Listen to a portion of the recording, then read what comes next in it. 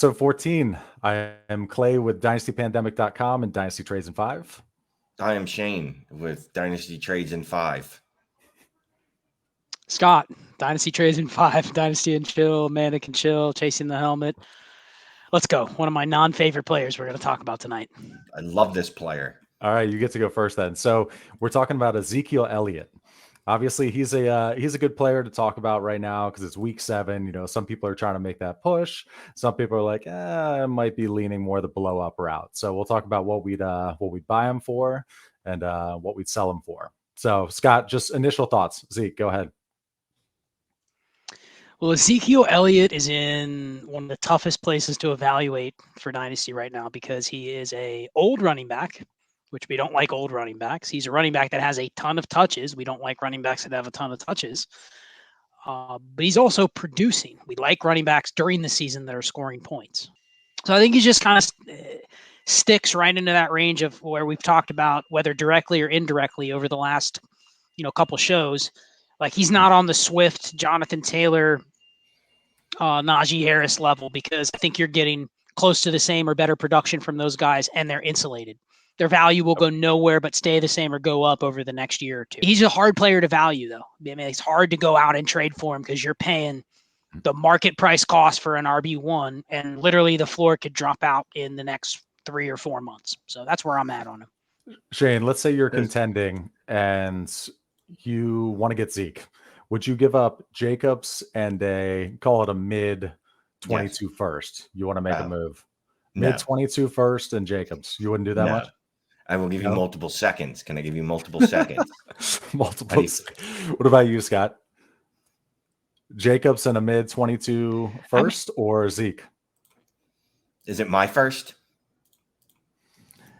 Let's say it's the 108. You think you're cool. You think you might have a chance for the ship. It's my first. It's looking at the 108 right now, and I'm picking up Zeke. I'm going to do it because I'm going to move. That's going to move down to the 111, 112 because I'm thinking I'm winning a championship if I'm making that move. I'll do it if it's my first because I'm going to be that confident in myself that I'm going to go for a title there.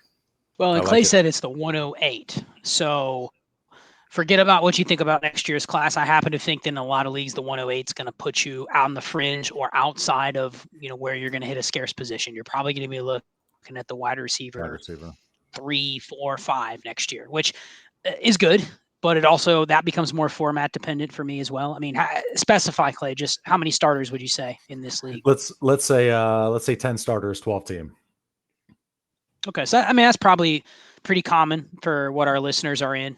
Start 10, start 11, 12 team. So that becomes a process deal for me to where if I take on the first, I have to know my league. I also have to know, okay, what can I trade that first for? Because if you can turn that first into a discounted player that I can get maybe later on. Now, Shane, if I turn the deal around to you, Shane, and you get Josh Jacobs, but I say in 4 weeks that the James Robinson owner is going to trade him to you for that pick, and James Robinson's the RB6 on the season, do you then do that deal? Essentially, you turned it into Zeke for Jacobs and James Robinson, and it's a start 11 where you have to start 2 running backs every week. James Robinson. I love that. Yeah. Give me Jacobs and Robinson. Think about it this way. We're in week 7. By the time you get to week 11 or week 12, it's very clear who's selling and who's buying. That 108, you may get stuck with that 108. You may also have a team that goes, you know what? I'm blowing the team up. Nick Chubb available for the 108. Yep. And now you turn that Zeke into Josh Jacobs and Nick Chubb, and Nick Chubb's healthy. I'm taking that side. So I think it's what else can you buy with the 108? I like the process of the 2 pieces, unless it's like a start 8 or 9 and it's super shallow. In that case, just give me the one better player. Let's say you're middle of the pack. You're probably leaning rebuild. You've got Zeke. You're ready to dump him. You're getting a decent offer, but that offer is Sutton and a 23 first for your Zeke. So you're getting Sutton and a 23 first, giving away Zeke. Is that enough for you? It is. I mean, I'm going to try to get more, but if that's ultimately what we settle on, I'm not going to be super ecstatic, but it's better than value than I would have gotten in the summer, right? Which isn't bad considering that he's aged another 6 months since then and put on another 300 carries or whatever his touches end up being by the end of the year. So no, I'm okay with that. If I really want two first, but what you want and what you get are completely different things. Yeah, that's a smash accept for me. Unless it's a point per carry league, I'm taking Sutton in the 2023 first. I think the capital there, again, that's a move I'd almost make as a contender because I think I can turn that 23 first into a lesser running back. I bet I can turn that 23 first into Josh Jacobs.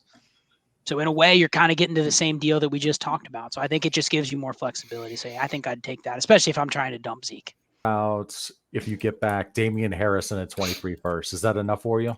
That's just a first. Damian Harris is basically filler at this point. I'm going to push a little harder. If I'm going to take a guy that's just filler like that, and I'd rather take a shot on a wide receiver at this point than a running back. So give me a wide receiver, at least in the similar tier-ish area of Damian Harris.